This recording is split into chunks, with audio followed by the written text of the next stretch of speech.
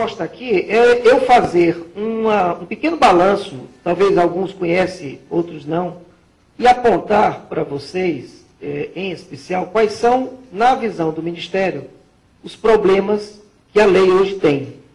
A lei é um mecanismo de 20 anos e, de fato, ela precisa hoje enxergar a cultura brasileira com toda a sua diversidade e a sua dimensão. Hoje, a lei não consegue fazer isso. Mas a lei tem muita coisa boa. E a gente vai... A ideia que eu faço aqui, antes do deputado apresentar o texto dele, é algum balanço rápido, onde eu vou apresentar o que é que tem de bom nesses 20 anos e o que é que tem que a gente acha que precisa melhorar. A gente costuma dizer o seguinte: a Secretaria de Fomento precisa se preocupar com a Lei Rouanet. É ela que nós temos para trabalhar, é ela que está em vigor e é ela que nós precisamos aperfeiçoar até onde nos cabe aperfeiçoar. Essa tabela, esse gráfico que eu trouxe, é só para vocês entenderem a complexidade que é gerir um sistema desse tamanho. Nós trabalhamos com 10 atores, 10 parceiros.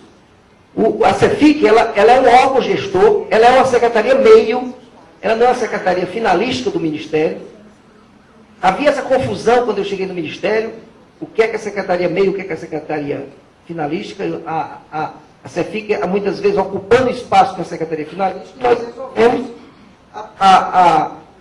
adequar a CEFIC, dar uma identidade para a CEFIC como secretaria meio, que faz a gestão da lei. Nosso papel é gerir a lei. O Fundo Nacional de Cultura, ele tem a condição, ele tem a possibilidade, pela sua própria estrutura de despesa, pela sua própria característica, de ser um fundo público orçamentário. Ele pode ser voltado para manifestações culturais que têm dificuldade, não conseguem chegar às empresas patrocinadoras do sistema de renúncia, do chamado mecenado.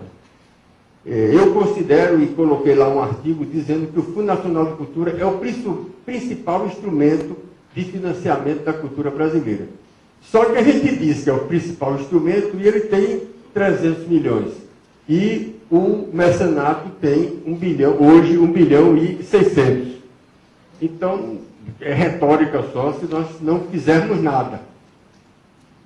Nós entendemos que as leis orçamentárias anuais que são votadas na Câmara, elas precisam ser trabalhadas, e a relação da sociedade com o governo, no sentido de que o Fundo Nacional de Cultura ele vá crescendo em recursos próprios, orçamentários, para cumprir esse desafio de financiar a cultura brasileira, e de forma descentralizada.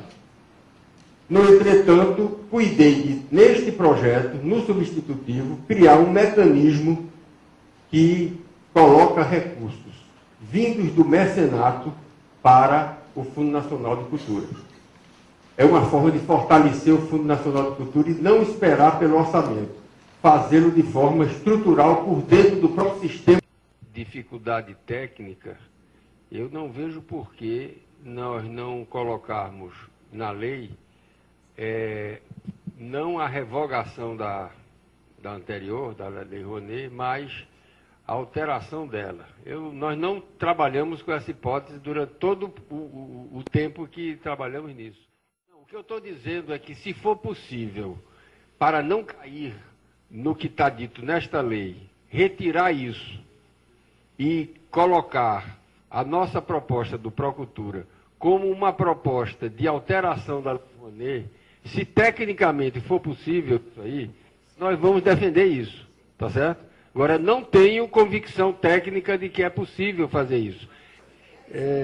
Sobre a economia criativa, o artigo 3º, o companheiro que falou ali, eu não anotei o nome, Alain, o artigo 3º do substitutivo, ele define, né, que o Procultura promoverá o desenvolvimento cultural e artístico, o exercício dos direitos culturais, o fortalecimento das atividades culturais componentes da economia criativa e de suas cadeias produtivas, tendo como objetivos tal.